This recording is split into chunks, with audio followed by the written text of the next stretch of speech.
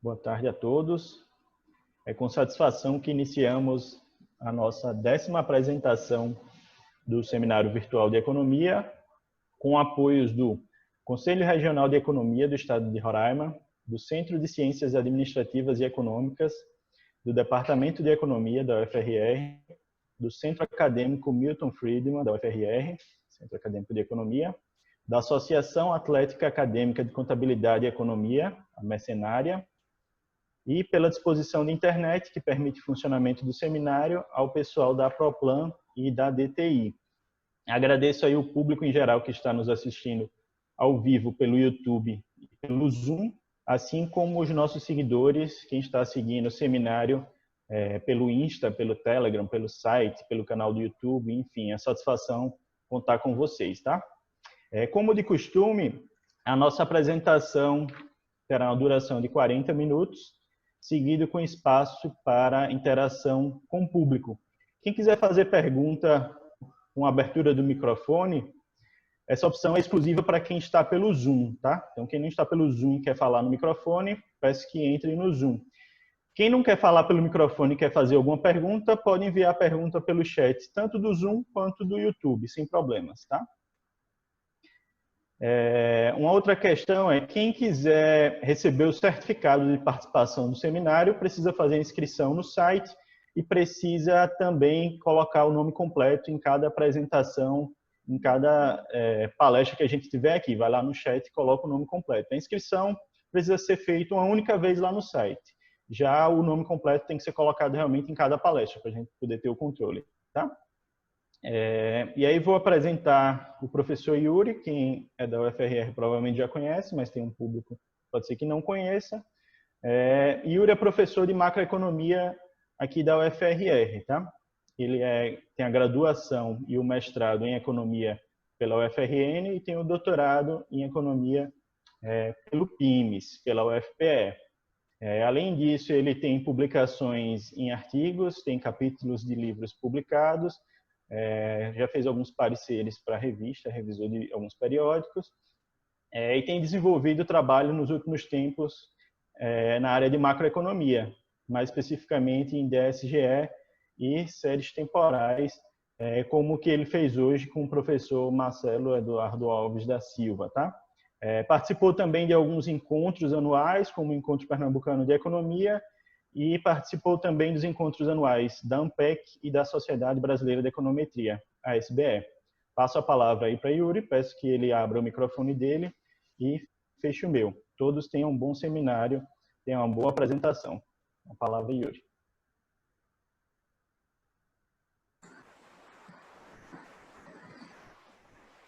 Boa tarde, galera.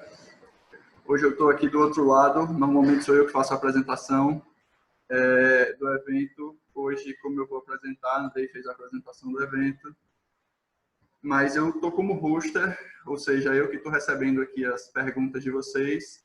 As perguntas podem ser feitas direto aqui no chat que eu passo para vocês. Então vamos lá. Vou explicar um pouquinho do trabalho, de como ele surgiu e onde ele está encaixado na literatura macroeconômica. A ideia é a seguinte: eu, quando fui fazer meu doutorado, fiz as cadeiras de macro, era uma coisa que eu sempre tive vontade de enveredar realmente para esse mundo de modelo macroeconômico. E nessas cadeiras de macro, me caiu um pouco no colo a discussão de energia, de uma forma geral, de choques de petróleo e coisas do tipo. Depois dessa literatura, eu avancei em outras cadeiras e vi que existia um vácuo, principalmente no Brasil, um pouco na literatura internacional, mas na literatura do Brasil um vácuo bem grande, sobre interações entre o setor energético, entre os modelos macroeconômicos que levavam em consideração o setor energético, principalmente os de curto prazo. Nos modelos de longo prazo ainda tinha alguma coisa, mas no modelo de curto prazo, como os modelos de SGE, existia um certo vácuo entre a discussão sobre energia de uma forma geral e meio ambiente, né? E aí eu vi uma oportunidade de começar a estudar essas coisas, e graças a Deus deu certo. Minha tese terminou saindo 3 artigos sobre, o título da tese é esse, né? 3 ensaios sobre macroeconomia, energia e meio ambiente. Então os 3 artigos são nessa pegada, 2 são modelos de SGE e um é um modelo de série temporal, um VAR, um vetor autoregressivo. Esse artigo que eu vou apresentar para vocês é o artigo que está mais pronto, né? O artigo que foi apresentado esse ano na SBE, e ele está praticamente esperando para ser submetido. Ele provavelmente vai ser submetido por agora, tá? A gente está selecionando as revistas para mandar. Os outros dois ainda precisam de alguma modificação, mas esse está bem pronto já para ser publicado. Mas como ainda não foi publicado, está aberto a sugestões, questionamentos, críticas, para que a gente sempre possa melhorar, né? Esse artigo foi feito com o professor Marcelo, que foi meu orientador lá do doutorado, e é quem eu estou escrevendo ultimamente, já pensando outras coisas, provavelmente vai me ajudar nessa pegada de modelos da SGE. Vamos para frente. Eu vou discutir, como a gente já fala desde o começo, a pegada aqui é a ideia de tentar ter uma linguagem mais próxima de aluno de graduação. Esse artigo é um artigo que tem uma matemáticazinha um pouco mais chata, mas eu vou tentar descrever de forma mais tranquila, explicar os termos direitinho, tá? Então, se eu passar um pouquinho do tempo, quando chegar mais na frente, eu corro um pouco mais, tá? Então, vamos lá. Qual é a ideia, né, do artigo? O que o artigo quer? Qual é a motivação principal do artigo? E a ideia é a seguinte: quando a gente olha para os impactos do meio ambiente na atividade econômica, a gente vê que existem certos problemas relacionados a dois grandes temas, que é saúde e produtividade, né? O que eu vou discutir com vocês aqui nesse primeiro slide rapidamente é mostrar alguns impactos do aumento da temperatura global sobre saúde e produtividade, mostrado pelos grandes institutos que estudam essa discussão de meio ambiente, né? Aqui, sobre saúde, alguns fatos importantes são que o aquecimento global, ele, de uma forma ou de outra, faz com que áreas que antes não tinham doenças tropicais, como malária, dengue, chikungunya e outras, possam passar a ter no futuro, se o aquecimento global continuar nas escalas próximas que a gente tem hoje, né? Isso quem está dizendo é a OMS. O estresse térmico pode aumentar os riscos de doenças cardiovasculares, respiratórias e renais. Isso aqui são possibilidades, né? Isso aqui quem está dizendo é o painel intergovernamental de mudanças climáticas. Agora vamos para os fatos, né? Em 2003, ondas de calor na Europa mataram por volta de 50 mil pessoas. A OMS, em 2014, publicou um texto que diz que a poluição atmosférica levou quase 7 milhões de pessoas a óbito só em 2012. Então, doenças vinculadas à questão de poluição levaram 7 milhões de pessoas a óbito só em 2012, de acordo com a OMS. Tá?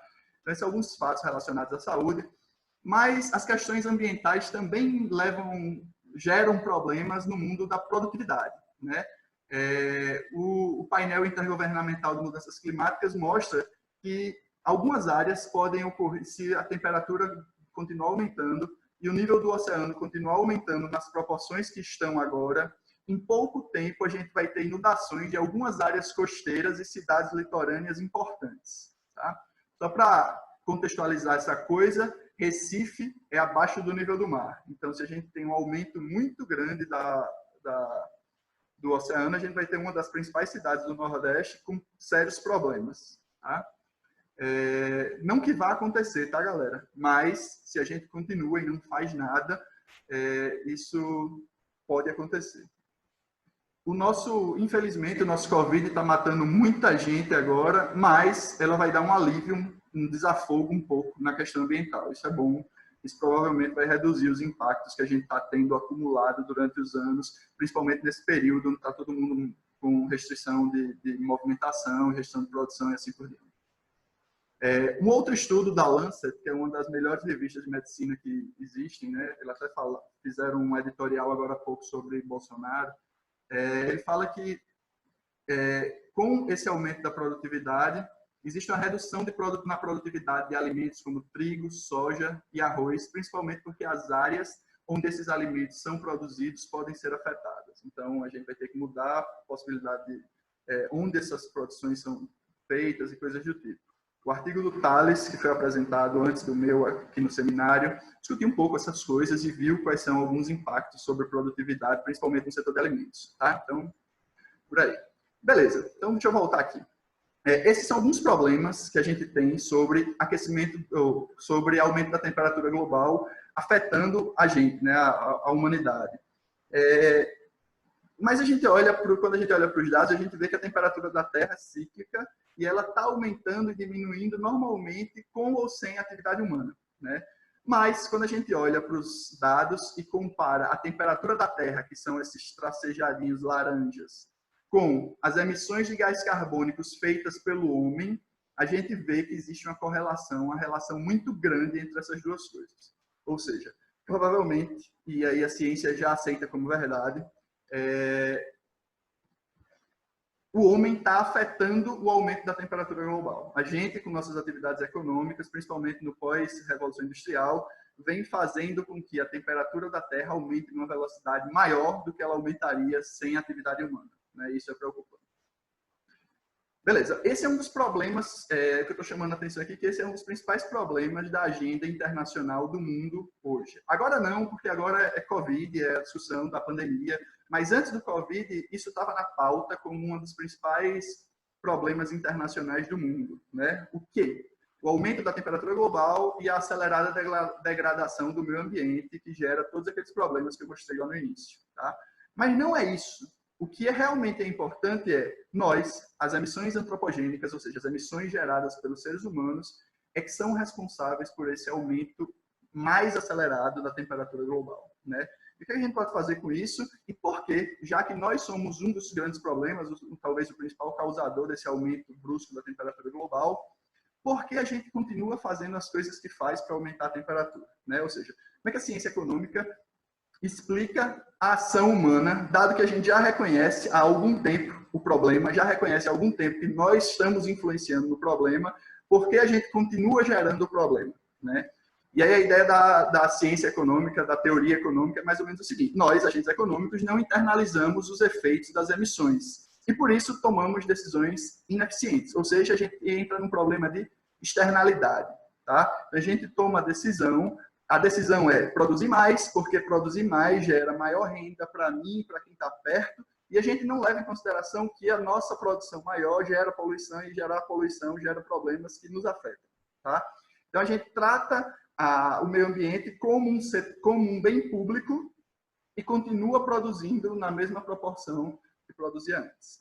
Okay? Então, esse é o problema, é como a gente trata o problema. Ou seja, a gente tem um problema de externalidade, que é razoavelmente parecido com o problema que a gente está passando hoje, do Covid, né?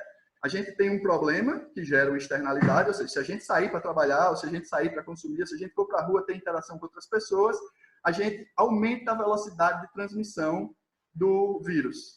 Mas, a gente, de uma forma geral, algumas pessoas estão olhando isso e não entendendo o problema e estão assumindo isso como uma externalidade, ou seja, a gente toma a decisão de sair para a rua mesmo assim, porque a gente precisa ter renda, a gente precisa consumir e assim por diante, e isso gera uma externalidade que nos prejudica. Então, é parecido, sendo que aqui a gente está falando de meio ambiente e de poluição. Tá?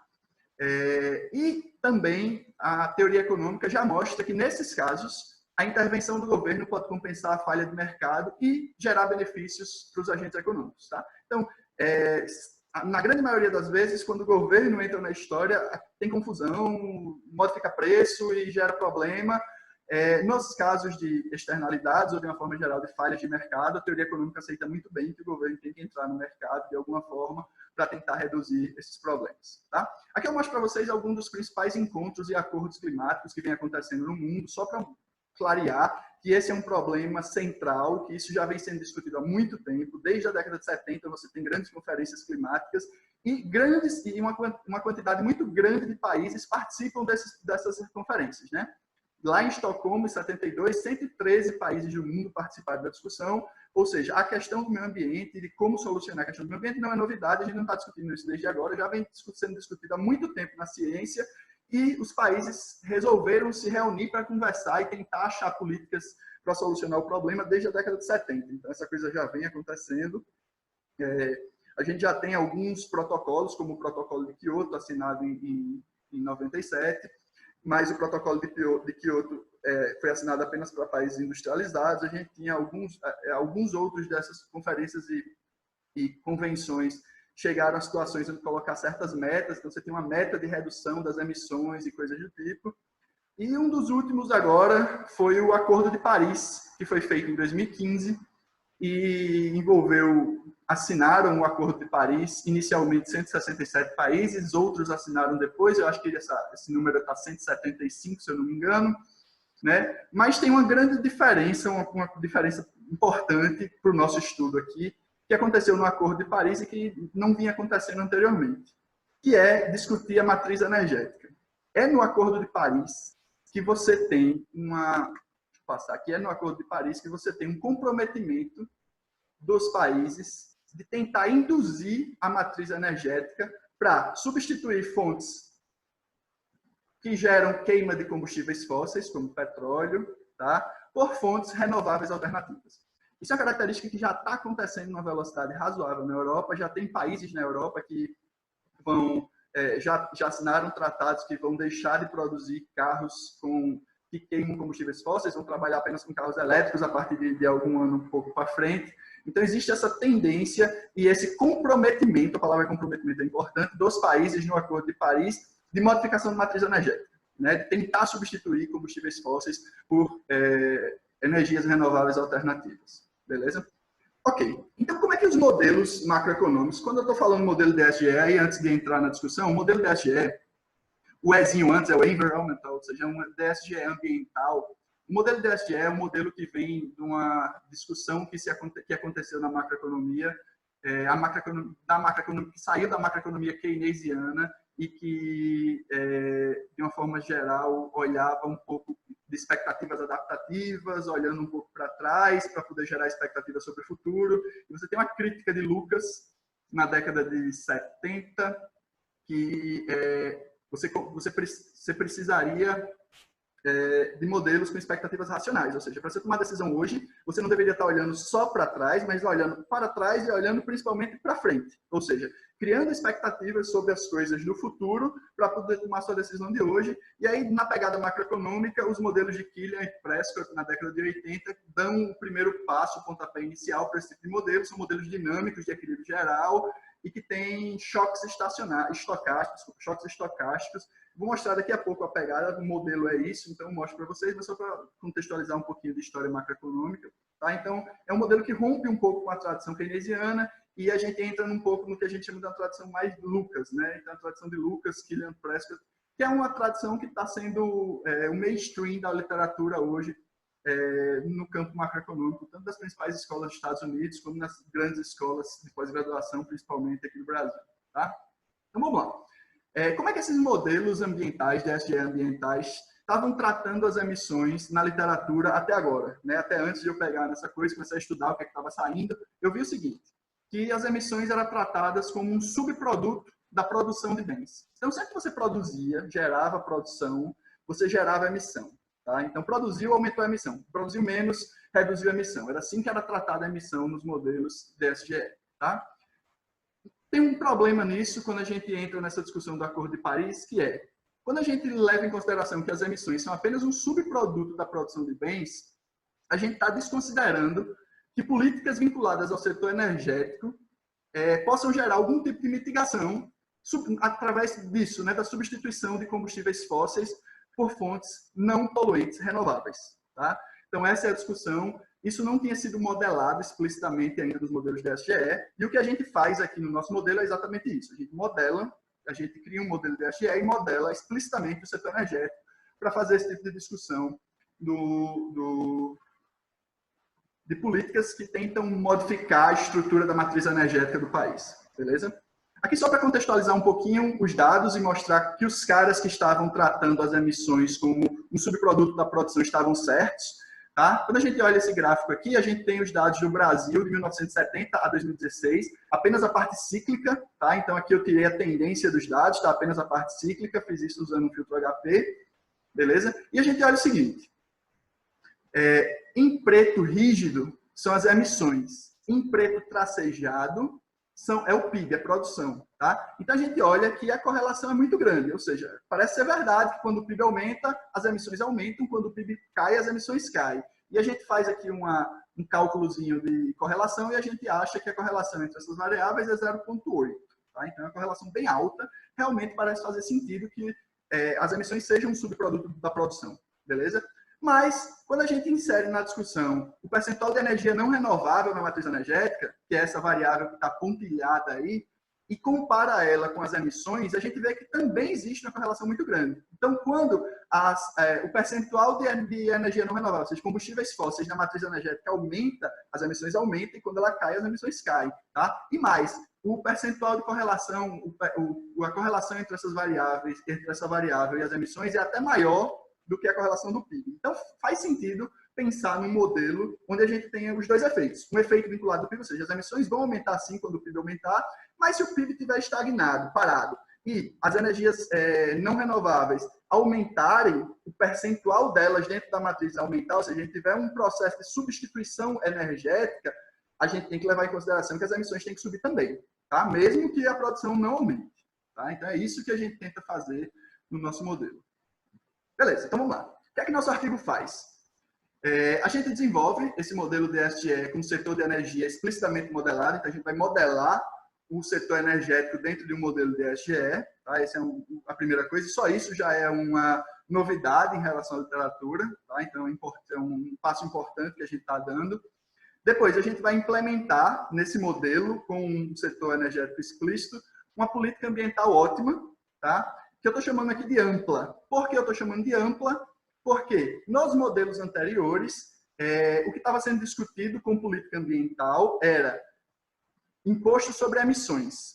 Tá? Então, o que todo mundo estava pensando era, quero reduzir emissões? Quero. O que é que eu faço? Coloco um imposto lá sobre emissões, e aí todo mundo que produzir e gerar emissão paga imposto. Tá? Eu estou fazendo mais que isso. Eu estou levando isso em consideração também, mas eu estou fazendo, além do imposto sobre emissões, estou criando uma estrutura de impostos e subsídios dentro do setor energético. Tá? Então, quem usa energia não renovável paga imposto e quem usa energia renovável recebe um subsídio. Então, existe uma política que está gerando uma modificação dentro da matriz energética. Tá? Então, estou fazendo as duas coisas, e, ou seja, eu estou com um pé lá no tratado, no Acordo de Paris, que os países se comprometeram a fazer exatamente isso. Ok? Que mais? A gente utiliza esse modelo para encontrar as trajetórias ótimas das alíquotas da política ambiental ampla. Primeiro, o que é uma política ótima? Né? Já falando de política ótima aqui, eu não falei ainda. Política ótima é o seguinte. Imagina que eu vou fazer uma política fiscal com imposto aí sobre emissões, sobre energia e tal. Beleza. Qual é o valor da alíquota? Né? Qual é o valor da alíquota desse imposto? O que a gente chama de política ótima é a gente vai fazer com que o modelo nos dê o resultado da alíquota, dado que o Estado está querendo maximizar a utilidade dos agentes, ou seja, maximizar o bem-estar dos agentes econômicos.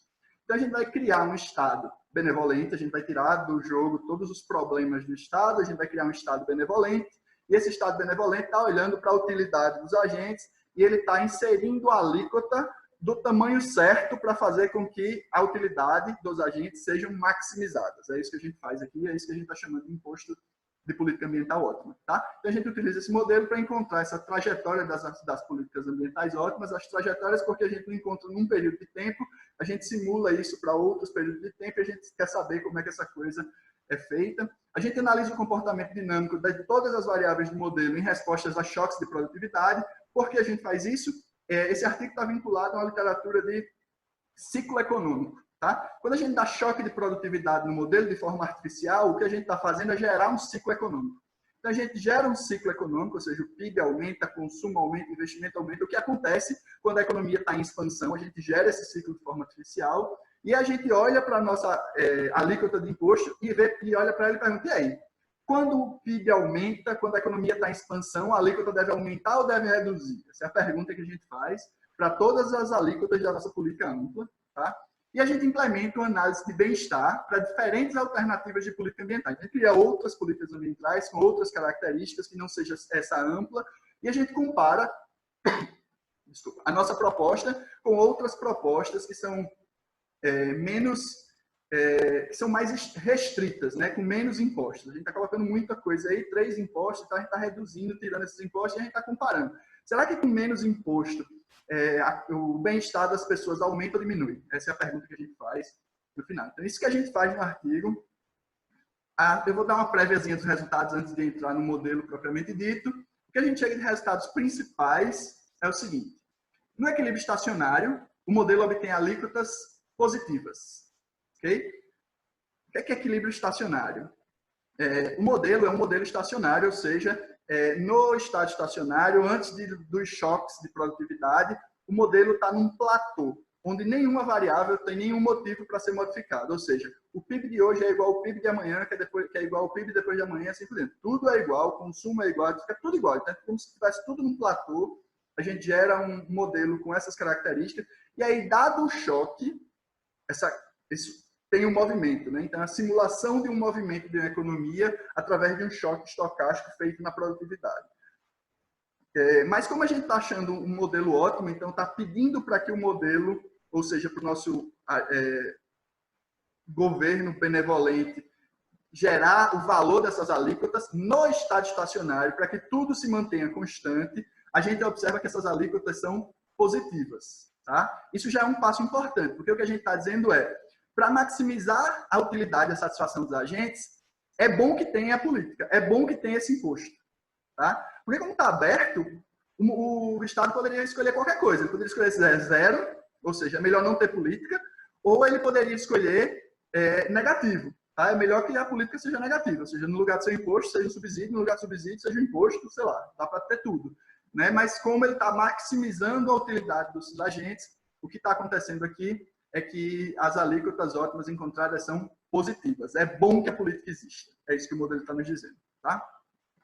Outra coisa, quando a gente dá o choque de produtividade, a gente encontra que as alíquotas são procíclicas. Tá? Então, elas sobem junto com o ciclo e elas caem junto com o ciclo. Então, quando o PIB aumenta, as alíquotas deveriam ser aumentadas, e quando o PIB é diminuído, as alíquotas deveriam ser diminuídas. Tá? Então, a política ótima ambiental deveria ter essas características de alguma forma. Tá? Sempre que o PIB está aumentando, sempre que a gente está entrando num período de crescimento econômico, a gente deveria ter uma alíquota maior. E sempre que a gente está em recessão, a gente deveria ter uma redução dessas alíquotas. Tá? É isso que o modelo está nos dizendo com o que a gente está fazendo aqui. Beleza. Aí a gente compara essa nossa política ampla, que a gente está propondo, com políticas alternativas, e os principais resultados mostram que, na nossa proposta, a gente trabalha com maiores níveis de produção e consumo. É a nossa proposta que gera maiores níveis de produção e consumo. É a nossa proposta que gera menores níveis de emissões de estoque de poluição, maiores níveis de bem-estar social. Tá? Então, a gente conseguiu mostrar que nossa proposta gera um pouco superior em níveis de bem-estar a propostas alternativas. A gente não vai mostrar isso mais para frente.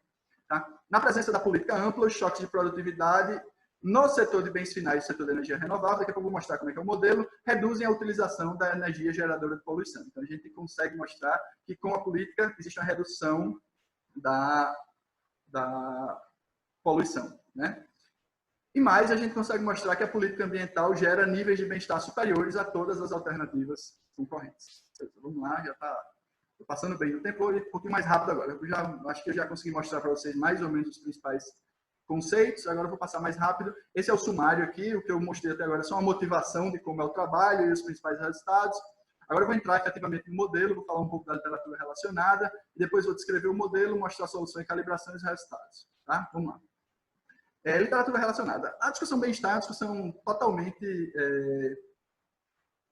acontece em várias áreas, é totalmente multidisciplinar, e dentro da economia não é diferente.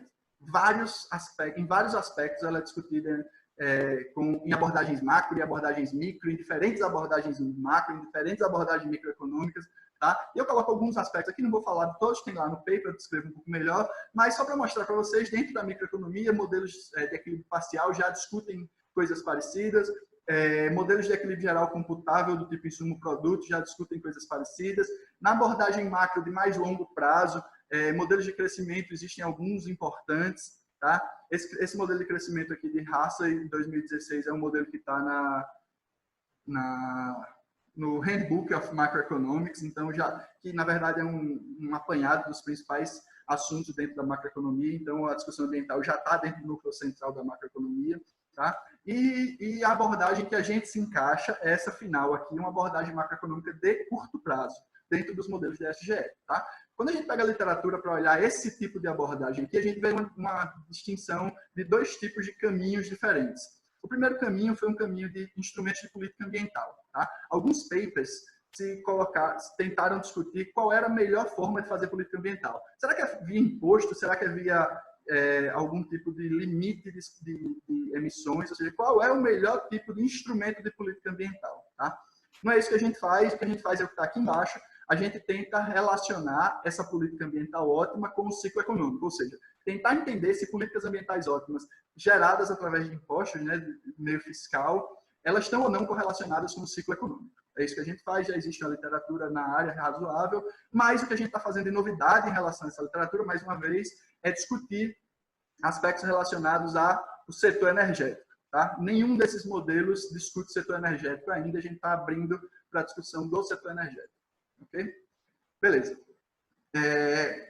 Como é que é nosso modelo? Para quem conhece um pouco da literatura mais macroeconômica dessa pegada, o que a gente faz é usar um DSE, que é basicamente igual a um modelo de ciclo real de negócio, a RBC aqui, a Real Business Cycles, que é um modelo que nasceu com aquela discussão que eu falei para vocês, do Keeler e do Prescott.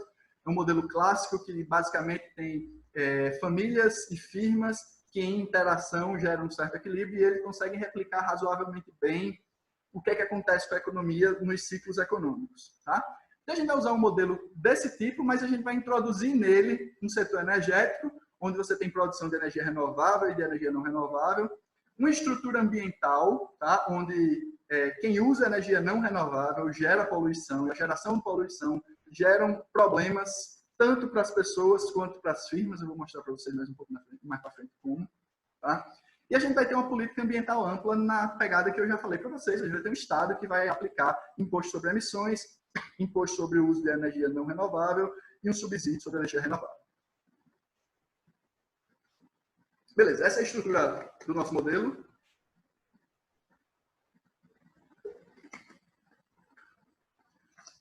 Essa é a estrutura do nosso modelo. A gente tem basicamente aqui famílias, consumidores, né? Firmas que produzem bens finais não energéticos, tá? Bens finais quaisquer, mais genérico, de uma forma mais genérica. E a gente tem aqui um setor energético que produz energia renovável e energia não renovável. Tá? E tem o governo que faz a política ambiental. Tá? E aqui embaixo a gente tem a estrutura ambiental do nosso modelo. A coisa funciona mais ou menos assim. As famílias são donas do capital, que alugam para as firmas, e são donas da força de trabalho, que vendem para as firmas o trabalho. Tá? As firmas produzem, utilizando como insumo de produção, as firmas de bem final, utilizando como insumo de produção capital, trabalho e energia, renovável e não renovável. Tá? E aí geram bens finais que são consumidos pelas famílias. Tá? As famílias também, elas consomem bens finais, mas elas também consomem energia renovável e não renovável. Aí a gente vai pensar na ideia que a gente tem um carro e que a gente consome gasolina. Então, a ideia é mais ou menos essa. Ou energia elétrica. Tá? Então, a gente não tem uma indústria de bens não finais aqui. A gente também consome diretamente do setor energético. Tá? E a ideia é mais ou menos a seguinte. Quando as famílias ou as firmas de bens finais consomem energia não renovável, que é a energia proveniente do petróleo, vamos pensar rápido assim, tá? Elas geram poluição. Então, tem a setinha que vem aqui para baixo, que geram emissões, e as emissões geram poluição. Essas emissões e essa poluição gera redução da qualidade do meio ambiente, e a redução da qualidade do meio ambiente gera diminuição da utilidade das famílias e gera redução da produtividade das empresas. Tá? Para diminuir esse problema, o governo entra fazendo uma política ambiental que reduz, insere alíquotas tanto sobre emissões quanto sobre uso de energia, tá? Para tentar diminuir esse problema e aumentar a utilidade e a satisfação das famílias. Então, esse é basicamente o desenho do nosso modelo. Ok? Beleza, eu vou entrar agora na descrição efetiva de cada coisa. Então, como é que funciona a estrutura ambiental, como é que funcionam as famílias, como é que funciona a produção de bens finais, como é que funciona o setor energético e assim por diante. Isso vai me dar um pouquinho de trabalho, é uma parte um pouquinho mais matemática, eu vou mostrar as equações disso de forma rápida, não vou perder muito tempo com isso. Tá? Quem quiser dar uma olhada lá no modelo, depois vem conversar comigo. Tá? Mas a primeira parte que eu quero mostrar para vocês, que é uma parte importante do modelo, é a estrutura ambiental do modelo. Como é que funciona a estrutura ambiental do modelo? Eu já falei algumas coisas, tá? Mas vamos lá. A primeira coisa que eu quero mostrar para vocês é assim, que o que gera emissão não é o uso de energia. O que gera emissão é o uso de energia não renovável. Tá? Então, a ideia é que quem usa energia renovável, seja famílias ou firmas, gera emissões. Tá? E as emissões geram poluição. Então, a ideia é que a fonte primária das emissões é o uso de energia não renovável. Beleza? No nosso modelo, a gente leva em consideração a poluição doméstica e a poluição proveniente de outros países. Tá? Então, no nosso modelo, vou mostrar daqui a pouco a equação, a gente também considera as emissões de outros países, porque, na verdade, a literatura ambiental mostra que não é as emissões do Brasil que vão gerar problemas ambientais sérios para o Brasil, mas são as emissões do mundo que fazem com que o planeta aqueça de alguma forma e que gera mudanças climáticas fortes o suficientes para gerar problemas para nós. Então, a gente também tem que considerar as emissões dos outros países. Beleza? Ok. Essa poluição, ela gera no nosso modelo dois principais problemas. Tá? Um vinculado à redução da produtividade dos bens finais. Então, o que acontece é, quando você tem poluição, a deteriorização ambiental afeta negativamente a produção de bens finais. Pensa no que eu falei lá no início sobre produtividade. Tá? Então, quando você tem aquecimento, tem poluição, você gera problemas que diminuem a produtividade, por exemplo, da produção alimentar, que diminuem a possibilidade de produção em cidades que têm problemas vinculados ao aumento do nível do mar e assim por diante. Então, esse é um dos problemas. E o segundo problema, ele vem sobre o bem-estar dos agentes econômicos, que é a ideia de que, quando você aumenta a poluição, a qualidade do meio ambiente local é reduzida e isso afeta diretamente a saúde dos agentes, que é a primeira parte do que eu falei lá no início. Tá? A gente tem problemas relacionados a várias questões vinculadas ao meio ambiente que geram problemas de bem-estar para os agentes. Okay? Então, no nosso modelo, a gente tem esses dois efeitos. Um vinculado à produtividade das firmas, outro vinculado ao nível de bem-estar dos agentes. Okay? E é aquela ideia que aquela ideia que a gente já comentou no início, os agentes privados julgam o meio ambiente como um bem público, e como eles julgam o meio ambiente como um bem público, eles não internalizam o efeito de suas ações sobre eles. Tá? Então, eles continuam produzindo ao nível máximo possível, tá? Porque a produção, ele não julga que é ele produzindo que está gerando poluição. Tá? Então, ele julga o meio ambiente como um bem público. Okay? Então, o governo impõe uma política ambiental ampla que cobra impostos sobre energia não renovável, sobre emissões e subsidia o uso de energia renovável. Tá? As equações de modelo são essas, a ideia é mais ou menos o seguinte, a gente tem um nível de emissão total do modelo, emissões domésticas do modelo, que é feito através das emissões das firmas, o Yzinho aqui é de produção, então as emissões geradas das firmas, e o Czinho é de consumo, então as emissões geradas pelas famílias. Tá? Então as emissões totais são emissões das firmas, mais emissões das famílias. As emissões geradas pelas firmas, que é o Y aqui, elas dependem da produção, então sempre que a produção aumentar, você aumenta as emissões, e depende do percentual de energia não renovável dentro da matriz. O que tem aqui embaixo, energia não renovável, mas energia renovável, portanto, isso aqui é o total da matriz energética, e o que tem aqui em cima é energia não renovável, ou seja, o que eu estou achando aqui é o percentual de energia não renovável dentro da matriz energética.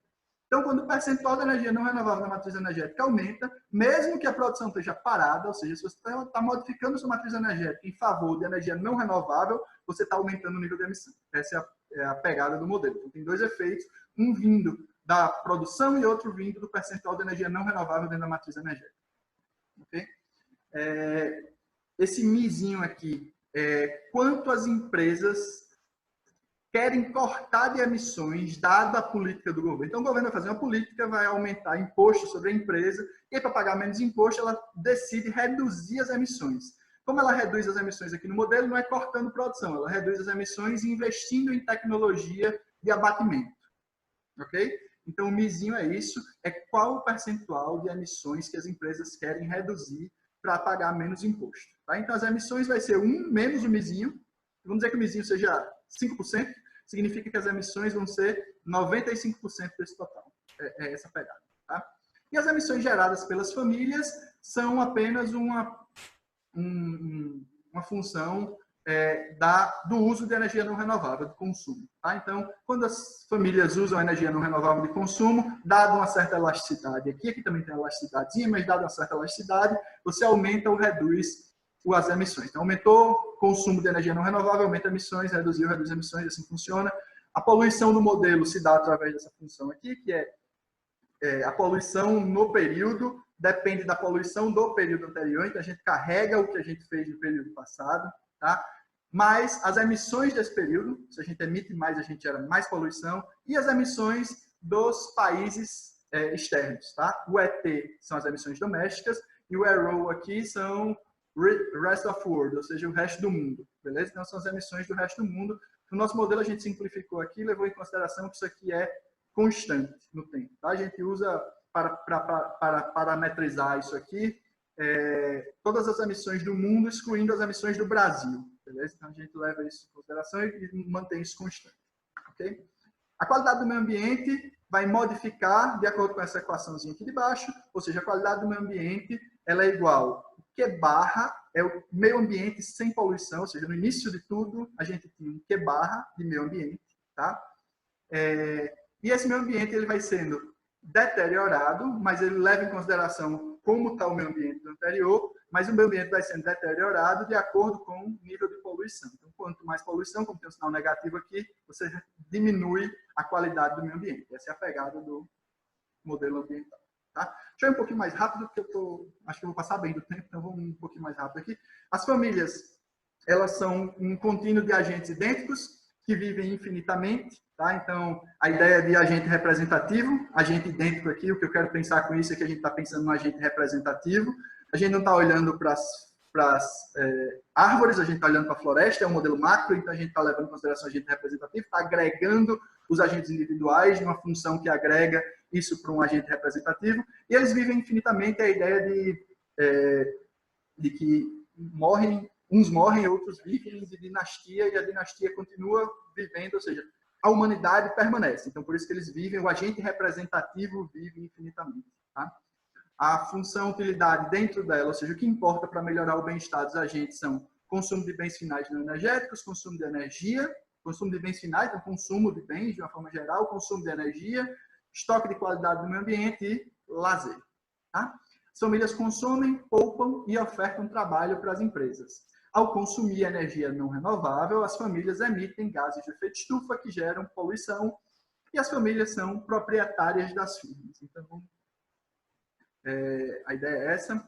O modelo, o problema das famílias é esse, é um bocado de equação aqui, não vou perder muito tempo com isso, mas a ideia é mais ou menos parecida com quem já fez micro, de um modelo, de um problema de otimização, de maximização da utilidade do consumidor. Eu tenho alguns bens aqui dentro da minha função de utilidade. O Zzinho, dentro do Z, está aqui embaixo, tem consumo de bens não energéticos, consumo de energia, e dentro da energia tem energia renovável e energia não renovável. Tá? Então aqui é consumo de bens.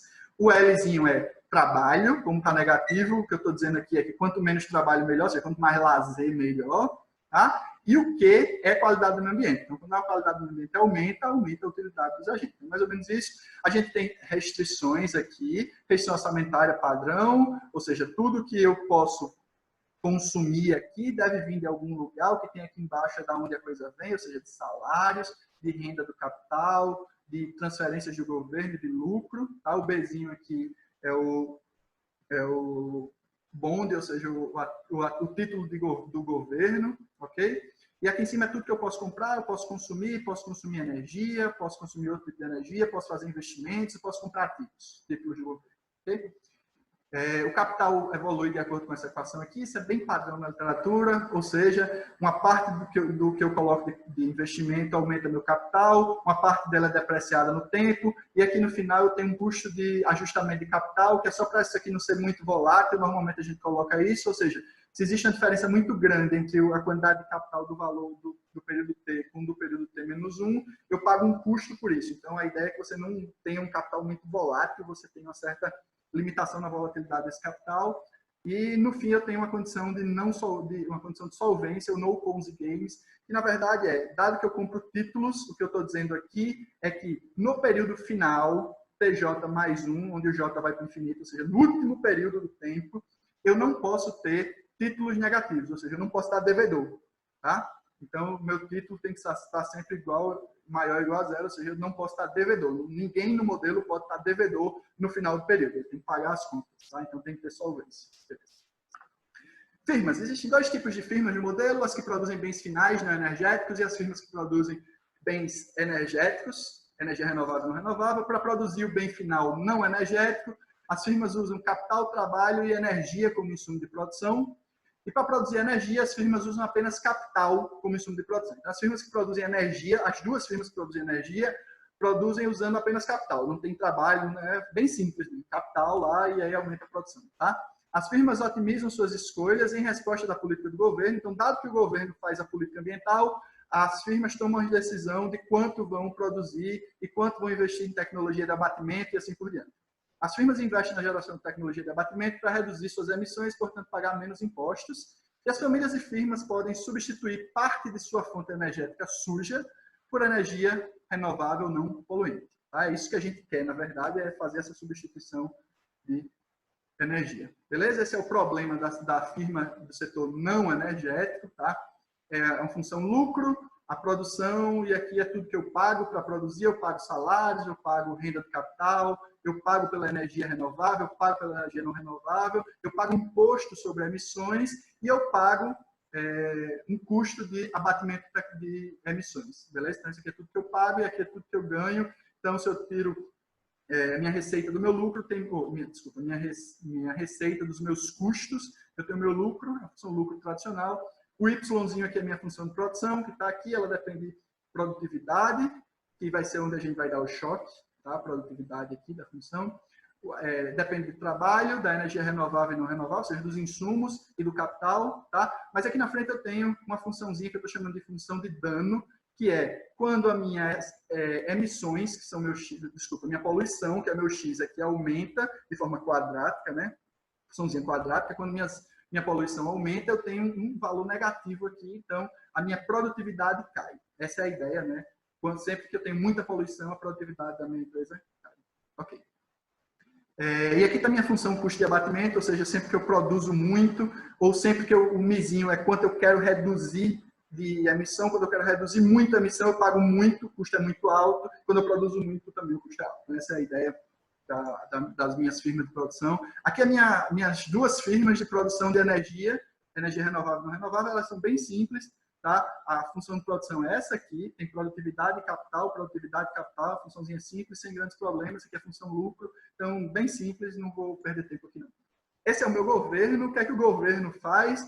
O governo recebe imposto sobre energia não renovável, tá? tanto das firmas quanto das famílias, e recebe imposto sobre emissões que vêm das firmas. Beleza? E aqui é títulos públicos, isso aqui vai para zero no limite, por causa do No Ponzi Games, vamos esquecer um pouco. O que é que ele faz com esse dinheiro aqui dos impostos? Uma parte dele, ele subsidia a energia renovável, tanto a energia renovável de consumo quanto de produção, tá? E uma parte dele vira transferências diretas para o setor, para as famílias. Tá? Então, é isso que o governo faz, apenas isso, nada mais que isso. Tá? A gente vai ter choques exógenos no modelo, que são feitos através dessas produtividades. Todas as funções de produção têm esse Azinho aqui, que é a minha produtividade. Ela é, na verdade, uma função autorregressiva, ela depende só do período anterior e do choque. O Ezinho é um choque exógeno, tá? que a gente dá no modelo, que tem uma determinada distribuição de probabilidade, e a gente dá um choque nesse modelo, a produtividade aumenta, e aí você gera choques de produtividade nos setores, tanto no setor de bens finais, não energéticos, quanto nos dois setores de energia renovável e energia não renovável. Tá? Essas são as condições de equilíbrio final do mercado. Toda a produção tem que ser consumida, ou gasta com investimento, ou com custo de abatimento. A energia renovável produzida tem que ser usada para consumo ou para investimento, e a não renovável a mesma coisa, só para fechar o modelo. E o nosso problema de Ramsey, que a gente vai tentar solucionar, é esse aqui. A gente tem um planejador social benevolente, já falei sobre isso, a gente tem um planejador social benevolente, um governo, que vai gerar uma política ambiental ótima e vai tentar maximizar a utilidade das famílias, considerando a escolha ótima dos agentes. Então, dado que os agentes otimizam suas escolhas, depois de otimizar suas escolhas, o governo vai lá e faz sua política, e a equação de evolução da poluição e da qualidade do meio ambiente. Ok? Isso aqui é o equilíbrio competitivo, normalmente nos artigos de macro a gente fala isso, eu vou pular um pouco isso aqui, quem quiser estar lá no modelo, mas é para mostrar basicamente quais são as alocações ótimas do modelo, os preços e a política governamental e tal. Eu vou pular isso aqui, porque o tempo está correndo. Tá? E o que a gente faz no modelo, já para tentar entrar nos resultados? A gente calibra esse modelo com os dados da economia brasileira, beleza? Resolve o problema de Ramsey, ou seja, do otimizador, do governo otimizador, né? Para encontrar as trajetórias ótimas de alíquota da política ambiental ampla. Analisa o comportamento dinâmico das variáveis do modelo em resposta aos choques de produtividade e compara essas respostas para diferentes propostas de política ambiental. Além disso, a gente implementa uma análise de bem-estar para um conjunto de diferentes alternativas políticas. Tá? Vamos tentar fazer isso aqui. Só para mostrar para vocês como é que essa coisa foi feita, como é que isso foi parametrizado. O modelo, no final, é um modelo de equilíbrio, ou seja, um modelo com 77 equações não lineares, que a gente, para encontrar a solução disso de estado estacionário, para fazer isso na mão é praticamente impossível. Então, o que a gente faz é lançar lá no MATLAB, um software de matemática que consegue fazer esse tipo de problema, e o sistema é resolvido através de métodos numéricos, utilizando técnicas de perturbação. Seria bom que depois a gente fizesse um curso disso. Estou tentando fazer isso aqui no UFRR, tá? Para mostrar para vocês como é que isso aqui faz no MATLAB, mas é isso, a gente tenta resolver isso através de um aplicativo, de um software matemático. E a parte de calibração do modelo, o que a gente faz é o seguinte. A gente usa partes dos parâmetros são retirados de artigos que já existem, principalmente a parte ambiental, que é difícil de fazer aqui no Brasil. Então, a gente usa alguns artigos da literatura para parametrizar nosso modelo. E outra parte são os dados efetivos da economia do Brasil. Né? Então, a gente usa o sistema de estimativa de emissões e remoções de gases de efeito de estufa, o sistema de séries temporais do Banco Central, as contas nacionais e a POF, a pesquisa de orçamento familiar do IBGE, para parametrizar. Esses estão todos os parâmetros do nosso modelo, os valores dos parâmetros, não dá tempo de falar sobre todos eles, lá no artigo está bem explicadinho como é que eu faço, como é que eu chego em cada um desses parâmetros. Beleza, quando a gente parametriza o modelo e roda e pergunta lá para o planejador social, e aí, planejador social, qual é o valor das alíquotas ótimas que fazem com que a utilidade das famílias seja o máximo possível? E aí ele nos dá isso como resposta. Tá? Então, a alíquota de subsídios sobre a energia renovável teria esse valor, a alíquota de imposto sobre a energia não renovável esse valor, imposto sobre emissões esse valor aqui. Então, todas elas são positivas, o que significa que a política é boa. Quando você gera essa política, esses valores de política, o bem-estar da população é ótimo, é máximo. Ok? Depois disso, depois de olhar o estado estacionário do modelo e ver como é que isso funciona no estado estacionário, a gente quer entender como é que isso se dá através da dinâmica. Então, através da dinâmica, a gente gera ciclos econômicos positivos, através de choques nas produtividades, nos 3 setores, tá? No setor de bens finais, no setor de energia renovável, no setor de energia não renovável. Esse gráfico aqui mostra os choques no setor de energia renovável e no setor de energia não renovável, tá? As variáveis aqui de cima são as variáveis da economia, só para mostrar para vocês que isso é um ciclo positivo. Quando a gente dá o choque de produtividade, a produção de bens finais aumenta, o consumo agregado aumenta, o trabalho aumenta, o nível de investimento aumenta, o capital aumenta. E aí, dado o choque, né? Como o choque é no setor o verdinho é no setor de energia renovável, você tem um aumento aqui na energia renovável, e quando o choque é no setor de energia não renovável, você tem um aumento na energia não renovável. Quando o choque é proveniente de energia não renovável, o share, ou seja, a participação da energia não renovável na matriz aumenta, e quando o choque é proveniente da energia não renovável, o contrário. Tá? Aqui está os resultados ambientais do modelo. Quando o choque é proveniente do setor de não renováveis, o que acontece é que a qualidade do meio ambiente cai, porque as emissões aumentam. Cadê as emissões? Aqui as emissões aumentam. Dado que as emissões aumentam, a poluição aumenta, e você tem queda na qualidade do meio ambiente. Perfeito? O custo de abatimento aumenta, mas mesmo assim as empresas reduzem uma fração significativa, porque senão elas vão pagar muito imposto, tá? Das suas emissões, perfeito? Mas o que a gente quer olhar de fato são esses 3 gráficos aqui no final, que é como os impostos, as alíquotas de imposto trabalham, dado que você tem um aumento de produtividade, ou seja, um ciclo positivo na economia, tá? Então, o que a gente vê aqui é que elas são ciclicamente positivas, ou seja, as alíquotas são procíclicas, tá? Quando você tem aumento do ciclo econômico, a atividade econômica está aumentando, você deveria aumentar o subsídio da energia renovável, deveria aumentar o imposto sobre a energia não renovável, principalmente se o ciclo for proveniente do setor de energia não renovável, tá? E você deveria aumentar a emissão, ou o imposto sobre emissões, principalmente se você se o impacto vier do setor de energia não renovável, ok? Aqui nesse segundo gráfico, o que a gente tem é a mesma coisa, a gente já vê que são efeitos parecidos, mas eu tenho aqui em preto um choque que eu estou chamando de choque global de produtividade, que na verdade é um choque nos 3 setores ao mesmo tempo, e em azul um choque no setor de bens finais. Tá? Os efeitos são razoavelmente parecidos, não vou falar daqui de cima, que eu vou olhar aqui para baixo, e a gente vê também que os ciclos são positivos, ou seja, as alíquotas são procíclicas. Tá? A não ser aqui, num período bem inicial do tempo, eu tenho um probleminha aqui no subsídio, valeria a pena não ter o subsídio ser negativo, tá? Mas na grande parte eles são procíclicos. Perfeito? Esse terceiro gráfico é um gráfico que mostra qual é o impacto da gente mudar a política. Tá? Então, o que eu tenho em preto aqui, no gráfico em preto, é a política ambiental como a gente propõe, com 3 impostos, né? Com subsídio da energia renovável, imposto sobre a energia não renovável, imposto sobre emissões. O que eu tenho de azul é a política apenas com imposto sobre emissões, como é padrão na literatura. A literatura trata assim, apenas o imposto sobre emissões. E o que eu tenho de vermelho é, se eu não tiver nenhum imposto, e se eu não tiver nenhum imposto, o que acontece? Tá? Aí o que a gente mostra aqui é que, sem imposto nenhum, o nível de consumo é menor, o nível de produção é menor, o nível de consumo é menor, o nível de trabalho é menor, investimento, ou seja, todas as variáveis econômicas são piores.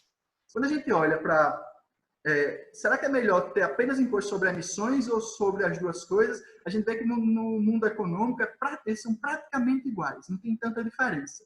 Mas quando a gente olha para cá, que é o que importa lá para o Acordo de Paris, a gente olha que o percentual de energia não renovável na matriz energética é muito menor quando a gente trabalha com o nosso tipo de política. Tá? Então, o nosso tipo de política reduz o percentual de energia não renovável. Okay? Isso gera níveis de poluição menores. Tá? O nível preto aqui está um pouquinho menor. Nível de poluição menor. Okay? E o custo de abatimento dessa tecnologia passa a ser um pouquinho menor também. Okay? Então, são esses os resultados quando a gente compara diferentes políticas. Okay? Para fechar, o que a gente faz é análise de bem-estar. Então, o que a gente faz é pegar vários tipos de políticas diferentes. Então, a gente vai ter política ampla aqui, embaixo na tabela. Política só sobre emissões. Imposto só sobre emissões, desculpa. Imposto apenas sobre energia não renovável. Subsídio apenas sobre energia renovável. Apenas um deles em cada modelo. E um modelo totalmente sem imposto nenhum. E a gente compara eles. Tá? Nessa segunda coluna aqui, o que eu tenho é esse lambda. E esse lambda é uma fração de quanto de consumo eu deveria reduzir de consumo de bens finais, dado que eu estou no meu modelo amplo, para estar no mesmo nível de utilidade de um dos modelos comparativos. Então, é mais ou menos assim. Pensa que eu estou no modelo amplo. Se eu quero ficar no mesmo nível de utilidade desse modelo aqui, eu preciso reduzir 0,55% do meu consumo de bens. Se eu reduzir isso, ou seja, se eu consumir menos, aí beleza, eu vou estar no mesmo nível de consumo, ou seja, o amplo é menor. Então, sempre que esse valor aqui for positivo, significa que a política que a gente está propondo é melhor do que as anteriores. E a gente olha que todos os valores são positivos, é muito próximo a política só sobre emissões, mas quando a gente olha as outras estratégias de política, a gente tem um ganho superior, bem considerável, em relação à produtividade. Fora isso, a gente olha aqui, com a nossa proposta, o nível de consumo médio é maior, está aqui o percentual de perca, né, do consumo. O nível de poluição é menor, a gente tem menos poluição com o nosso modelo, dado que a gente também tem menos emissões. Então, de uma forma geral, a utilidade da nossa proposta é melhor do que as outras. Ok? Então, beleza. Só para fechar aqui, para concluir, a gente mostra que a política ambiental ótima, com a política ambiental, as taxas de impostos subsídios são positivas e procíclicas. A gente mostra que o choque de produtividade do setor de bens finais e do setor de energia não renovável reduz o uso da energia não renovável. Mostra que com a política ótima as famílias alcançam níveis mais altos de consumo e de bem-estar, como a gente viu aqui anteriormente, e a política ótima leva a níveis mais baixos de emissões, de estoque de poluição e níveis mais altos de qualidade ambiental. Tá? Perfeito. É só para fechar aqui mesmo, até onde sabemos, esse é o primeiro artigo que usa um modelo DSGE ambiental com produção de energia endógena, então com um modelo energético modelado, tá, dentro do modelo, para discutir os efeitos da adoção de uma política ambiental ampla no ciclo econômico. A gente cria, na verdade, o que a gente faz de novidade é criar uma ferramenta capaz de ajudar a avaliar os efeitos de bem-estar de políticas governamentais. É como se a gente criasse um laboratório, dado que a gente não pode testar essa política para saber se ela dá certo aplicando ela na vida real, a gente cria um laboratório de macroeconomia através de um modelo como esse e tira resultados para políticas governamentais. Tá? De acordo com, e ele responde bem às discussões recentes nas conferências internacionais sobre o clima, coisa que os modelos anteriores ainda não estavam fazendo. E, além disso, a gente ajuda a compreender as consequências ambientais da adoção ou não de uma política ambiental fiscal ótima ampla. Quais são os ganhos que a gente tem se a gente adotasse uma política desse tipo. É isso, galera. Eu acho que eu passei um pouquinho do tempo, mas tem muita coisa para falar. E a gente fica aberto agora para perguntas, questionamentos. Deixa eu tentar fechar aqui, para eu poder ver se tem alguma pergunta já. Aqui no chat.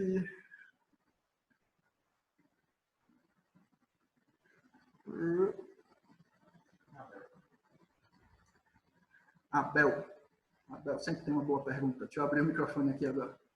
E aí, galera, antes de tentando abrir o microfone de Abel aqui, quem quiser fazer perguntas, tanto no YouTube quanto no Zoom, por favor, fiquem à vontade. Só entrar lá no chat, que eu abro o microfone e vocês fazem as perguntas.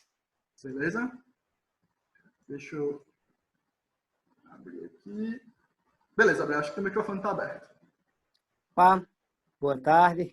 Opa, boa tarde. Estão me ouvindo? Consegue me ouvir? Ok. Bom, parabenizar você, Yuri, pela brilhante apresentação, pelo artigo A1 aí, que você desenvolveu com o seu orientador, com toda certeza. E eu tenho duas dúvidas, viu, Yuri? Aí, para parabenizar você e o Andrei mais uma vez pela iniciativa, tem sido assim um evento maravilhoso, eu tenho acompanhado sempre. E eu tenho duas dúvidas em relação à sua apresentação.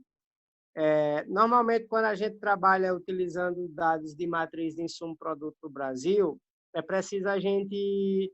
No seu caso, aí, eu percebi que você fez simulações, foram simulações, não é isso? E você utilizou já dados consolidados, dados que já existem. A minha preocupação é se vocês observaram a questão de retirar a alíquota percentual incidente sobre a produção desses setores, ou se vocês não fizeram essa subtração, se vocês acham que eles pode impactar ou não no resultado final do seu modelo. Essa é a primeira questão. Já que vocês estão trabalhando com simulações de aplicação de políticas, de política de aumento de imposto, de redução de imposto, de subsídio, então a minha questão basicamente era nesse sentido. E a segunda... Só para eu entender melhor aqui, a alíquota de... Eu não escutei, desculpa. Cortou na hora. É a alíquota do quê?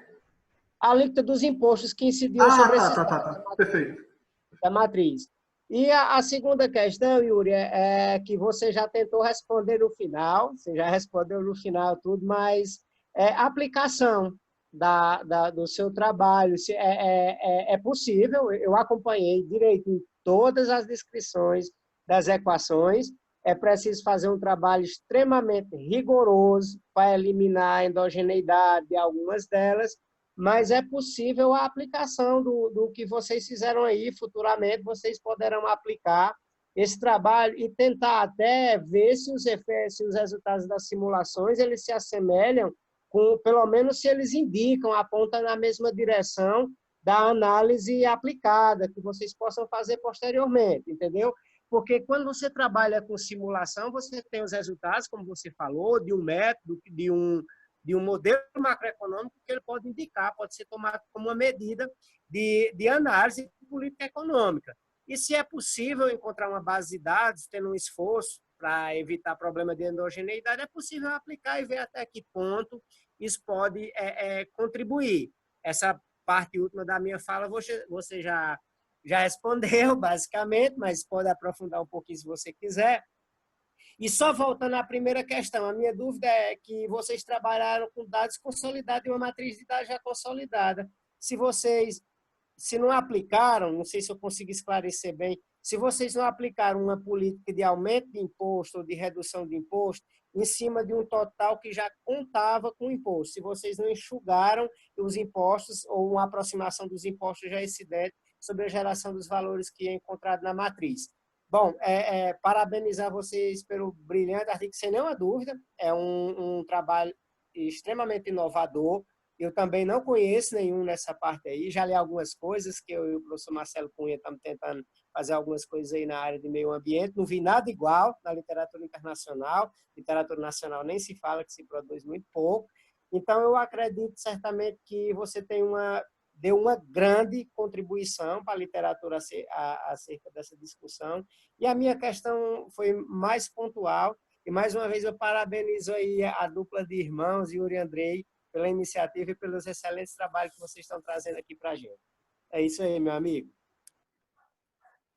Valeu, Abel. Obrigado aí pelas perguntas, pela participação, não só aqui no evento todo, está sempre participando, sempre criando um debate interessante. Eu queria agradecer, né? Espero muito que dê uma boa publicação. A gente vai provavelmente submeter para uma revista interessante. Vamos ver o que é que dá. Esperar os resultados. Ele já está razoavelmente prontinho. A gente está provavelmente sendo enviado para publicação esses dias. Então, espero que tenha algum bom resultado. Eu vou começar pela segunda e depois vou para a primeira. Tá? Sobre a aplicação. Na verdade, a tese tem 3 artigos. 2 são modelos de simulação parecidos com esse, DSE, e um terceiro artigo é um artigo aplicado, é um artigo que usa dados reais, um VAR, um vetor autoregressivo. A gente não faz aplicação de imposto, porque a gente não tem imposto no Brasil nesse nível, então não dá para fazer, principalmente no Brasil, talvez desse para fazer para algum país da Europa, mas assim, a ideia era fazer Brasil inicialmente e a gente não tem ainda essa coisa. A gente pensa outras coisas lá, mas a gente já tem um artiguinho aplicado que tem alguns resultados interessantes, tá? Então, tem alguma coisa já. Esse nosso, para fazer aplicação de tentar entender política, é mais difícil porque a informação não existe ainda. Então, por isso que a gente cria uma plataforma de simulação para tentar entender, de alguma forma, o problema, tá? Então, é mais ou menos por aí. Não tem muito como fazer, mas a gente já tem artigos aplicados. Eu não tenho só um, tenho alguns artigos já aplicados usando essa discussão energia, meio ambiente, numa pegada mais dados reais e econometria de série temporal e coisas do tipo, tá? Devem sair aí com o tempo, beleza? Sobre o segundo aspecto, você pergunta se a gente tirou as alíquotas de imposto e tal. Não, porque, vamos lá, o modelo é um modelo endógeno. Né? A gente não determina qual é a quantidade, a gente parametriza para que ele fique parecido com o Brasil. E aí, como a gente parametriza para que ele fique parecido com o Brasil, a única coisa que a gente se preocupou, fora outras coisas, mas relacionadas especificamente ao que você perguntou, é se o percentual dos setores dentro da economia ficaram parecidos. A gente parametriza para fazer com que o setor de energia seja do tamanho do setor de energia dentro do PIB do Brasil e que dentro do setor energético a distribuição entre energia renovável e não renovável tenha mais ou menos as características que a gente tem no Brasil. Então, a gente se preocupa com isso, de deixar mais ou menos do mesmo tamanho, e aí a gente não tira o imposto dessa conversa, talvez se tirasse, não sei se dá muita diferença não, porque dos dois lados tem imposto, os impostos no Brasil são praticamente lineares, o setor que recebe igual, você não tem alíquotas tão diferentes dentro do setor de energia do que você tem em outros setores, então não sei se dá grande diferença, provavelmente esse percentual, se não dá exatamente a mesma coisa, dá alguma coisa muito parecida, então não sei se o ganho seria considerável, então a gente não fez, tá? Só para responder. É isso? Respondido? Acho que está aberto o microfone. Respondeu sim. Respondeu sim, Yuri. A minha pergunta foi no sentido de que existe uma dificuldade de fato, eu não sei se vai alterar os seus resultados, mas a dificuldade é muito grande de você pegar toda a matriz de insumo-produto do país e você abater uma quantidade de impostos que você vai ter em todos os setores para você. Isso é basicamente inviável. Tá saindo um trabalho meu com o Cunha aí, que a gente viu os efeitos da política de desoneração do IPI sobre alguns setores, mas foi um trabalho terrível. A gente passou uns 6 meses montando essa matriz de dados, reduzindo por aproximação, entendeu? A gente não sabe se fez o que de fato deveria ser feito. Então, assim, eu acredito que nem compensa. A minha questão em discutir em relação a essa forma como eu não conheço bem o modelo que você usou, se isso não poderia afetar, mas acredito que também não afeta os resultados, não. É de boa, é tranquilo. Pois mais uma vez, meu amigo, parabéns, excelente trabalho aí para vocês. Valeu. Valeu, Abel. Obrigado, muito obrigado. Deixa eu fechar aqui o microfone do Abel e vamos ver se a gente tem outras perguntas. Aqui no chat. Perguntas, galera? Acho que não, por enquanto. Abel. Giovana pede para que a gente disponibilize o material. Vai estar tudo lá no site, tá, Giovana? Todos os slides e todas as apresentações do nosso evento estão lá no site, na seção de artigos. Então, quando você entra lá na seção de artigos, vão ter os links para baixar os artigos originais e vão ter os links para os slides, para as apresentações. Tá? Então, é só ir lá e pegar. Deixa eu ver se tem mais alguma pergunta aqui. Acho que não. Pergunta no YouTube, Andrei? A galera está só parabenizando. Beleza. Ok, galera. Então é isso. Como não tem mais perguntas, Adulai. Adulai tem uma pergunta. Então, vamos lá. Não está conseguindo. Então vamos lá, galera. Vamos encerrar. É isso. Queria agradecer a todos pela participação no evento. Quinta-feira a gente encerra a nossa jornada aqui, o nosso seminário virtual de economia. Foi maravilhoso o que aconteceu, as ligações que a gente teve com outros pesquisadores e as possibilidades que a gente tem de criar novos contatos, novas formas de pesquisa, caminhos de novos horizontes, né, para fazer pesquisa com os alunos, pensar o que fazer de monografia, o que fazer de iniciação científica. Então, vocês têm alguns novos caminhos que provavelmente vocês não tinham antes. Às vezes, na graduação, a gente vai teoria, e aqui a gente tem um pouquinho de aplicação dessas coisas em vários. A gente teve modelos de todos os tipos, a gente teve temáticas das mais diversas, então a gente tem um caminho grande a seguir aí. Então, quem participou deve ter algum tipo de ganho com isso. Quem entrou, tem uma galera nova que está entrando agora lá nas nossas redes sociais. Não deixa de dar uma passada lá no YouTube, todas as apresentações estão salvas lá, então entra lá no YouTube, dá uma olhada nas apresentações anteriores, tem muita coisa boa, tá? Então, aproveitem o nosso seminário para... Adulai está dizendo que entrou. Entrou, mas teu microfone está aberto. Acho que você não consegue fazer, se você quiser fazer pergunta, teu microfone está aberto. Está fechado? Aqui para mim está mostrando que não vai. Deixa eu tentar abrir aqui. Ah, não, está fechado. Adulai, agora. Agora, professor, dá para me ouvir? Tá, dá sim. Então vamos lá, vamos aproveitar e fazer a pergunta do Adulai. Pode falar. Professor, mais uma vez eu gostaria de agradecer você e o professor Andrei pela iniciativa. Pô, parece que já vai terminar esta última semana.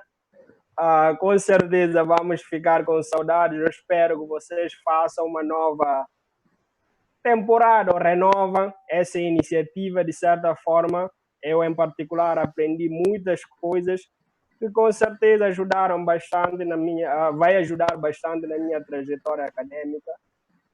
Então, indo para a pergunta, eu tenho uma dúvida na parte não dos análises, dos modelos que usou.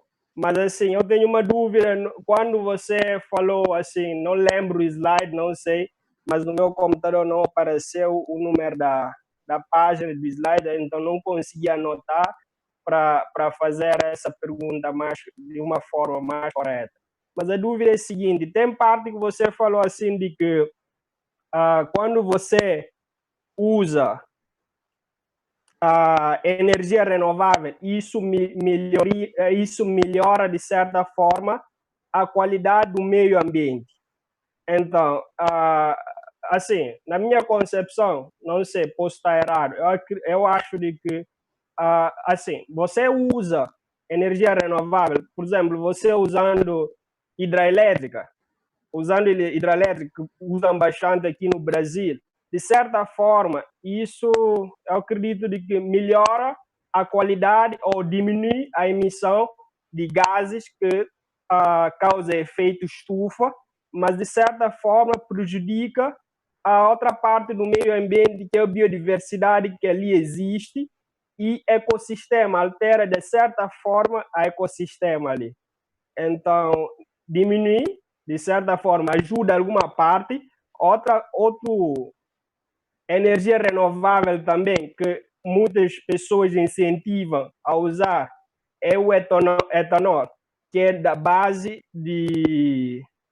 é o álcool. Álcool, no caso, que é base de cana-de-açúcar. De certa forma, você incentivando o uso dessa energia, você ajuda, por uma parte, na diminuição da emissão de gases que causam efeito estufa, mas, da outra parte, você pode incentivar o desmatamento, que prejudica, vai haver outro problema ali, porque você desmatando para plantação em larga escala de cana-de-açúcar, você está desmatando a floresta nativa, que todo mundo sabe que ajuda bastante na preservação ali da biodiversidade e ecossistema, e ao mesmo tempo esse desmatamento da floresta nativa, você vai estar emitindo gases de efeito estufa, que estão há muito tempo guardados no solo. Você desmatando vai liberar isso. Essa é uma pergunta, uma das perguntas que eu tenho. Outra pergunta é sobre, essa já é uma coisa particular, a sua opinião sobre questão, a parte introdutória, que já não é um modelo, que você falou, a parte de que parte do aquecimento global do modo geral. Eu gostaria de saber, na sua opinião, se realmente a gente vai conseguir diminuir a emissão e baixar ou não chegar à meta de acordo com a projeção do painel intergovernamental sobre mudanças climáticas.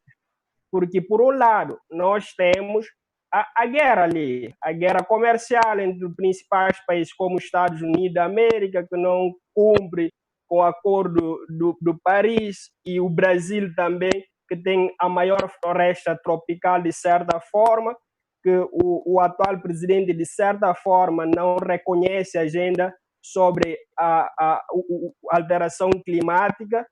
E será que a gente vai conseguir chegar lá? E tem a África também, que vem aumentando, de certa forma, o número da população, e não existe uma tecnologia renovável como nos países desenvolvidos, tanto na agricultura, tanto na energia. Não existe energia renovável, são energias que são derivados de petróleo, que polui bastante. No modo geral, eu gostaria de saber da sua opinião, o que você acha de tudo isso. E essas são as minhas perguntas aí, pessoal. Não sei se compreendeu o sotaque e tal, beleza. Mas aí qualquer... Estou acostumado já. A gente já se fala. Adulai foi meu aluno aqui na Federal de Roraima. Acho que você fez macro comigo, né? Fiz macro e matemática também. Matemática 2 para então, economia. Assim, a gente já conversa há algum tempo, e fora disso ele acabou de defender a dissertação do mestrado, e a gente bateu alguns papos sobre algumas coisas da dissertação, então sotaque já não é problema para mim. Sem falar nisso, a Abel está aí para dizer que é verdade, a gente tem outros amigos africanos que têm sotaque bem parecido, então isso para mim não é problema. Mas vamos lá, vamos tentar responder os questionamentos. A primeira coisa que você me perguntou foi se o uso de energia renovável melhora o bem-estar e tal. Só para esclarecer, eu entendi o que tu quis falar, mas só para esclarecer, não é o uso de energia não renovável que melhora o bem-estar, é a redução de uso de energia não renovável, ou seja, quando você substitui.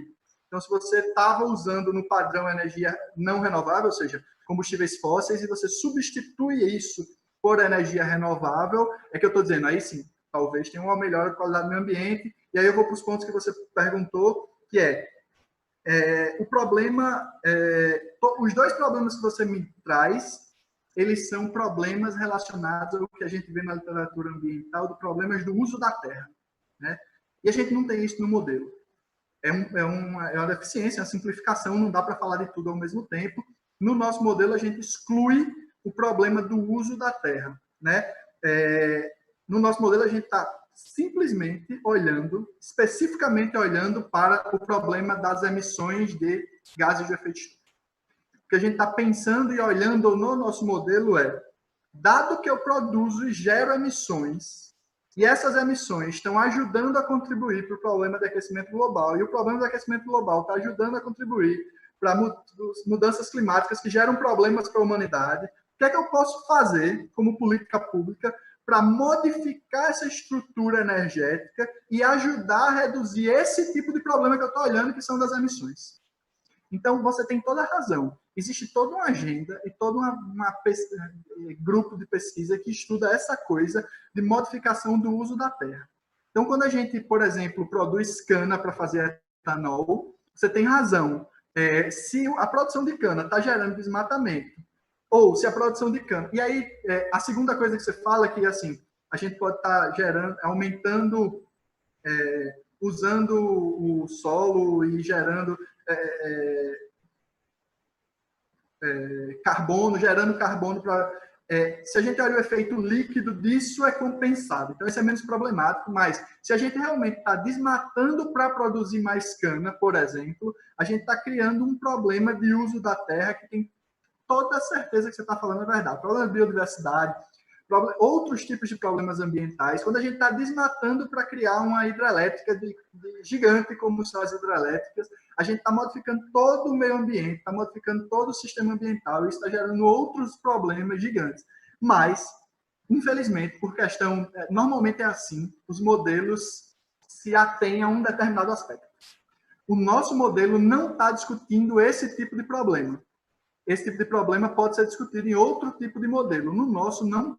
A gente não está discutindo o uso da terra, ou seja, problemas de emissões relacionados ao uso da terra. Tá? Então, no Brasil, o percentual de emissões geradas por uso da terra é até maior do que os outros tipos de emissões. Beleza? Mas, quando a gente olha como é que estão as emissões vinculadas ao uso da terra, ela hoje está crescente, mas ela já passou a decrescer. Até pouco tempo atrás ela estava caindo. Aí, beleza, entra o governo, o Bolsonaro, ou antes disso e tal, e aí você começa a ter uma volta um pouco positiva e tal disso. Beleza. Mas quando a gente olha, exclui isso das emissões, exclui tudo que tem uso da terra das emissões e olha só para todos os outros efeitos, ou seja, efeito vinculado à energia, efeito vinculado à emissão, efeito vinculado a tudo isso, a gente tem uma crescente maluca. Ou seja, se a gente exclui o setor, as emissões vinculadas ao uso da terra do Brasil e olha para o resto está assim, ó, crescendo loucamente. E é isso que a gente está olhando aqui no nosso modelo.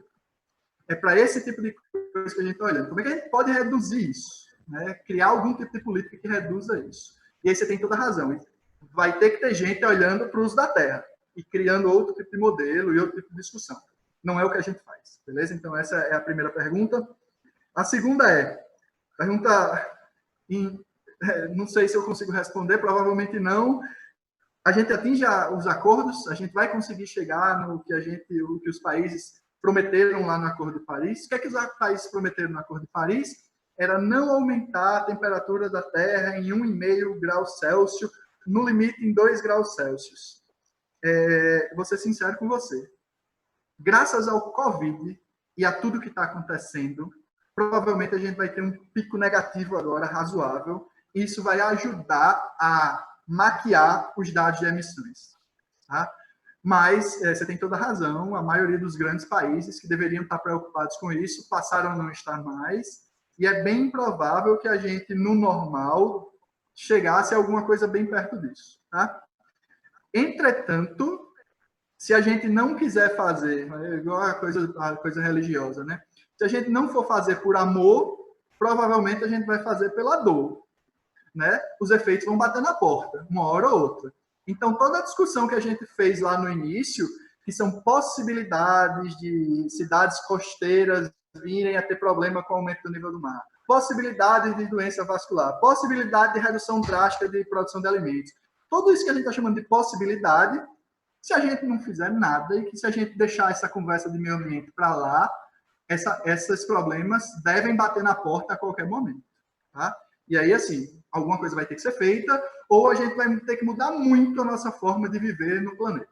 Tá? Então, assim, também não acredito que as políticas vão acontecer do jeito que está acontecendo por enquanto, mas a gente tem indicações, a gente tem grupos de pesquisas mostrando problemas, a gente tem trabalhos como esse mostrando que gera aumento do bem-estar, ou seja, não é que eu estou criando uma política que vai diminuir a qualidade de vida das pessoas, é o contrário, eu estou dizendo assim, se a gente faz uma política como essa, provavelmente o bem-estar das pessoas aumenta, não diminui.